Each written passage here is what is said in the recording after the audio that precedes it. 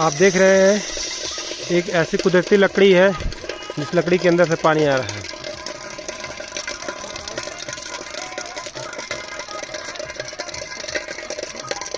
तो पानी गिरने के बाद कहाँ से लग रहा पता भी नहीं चला।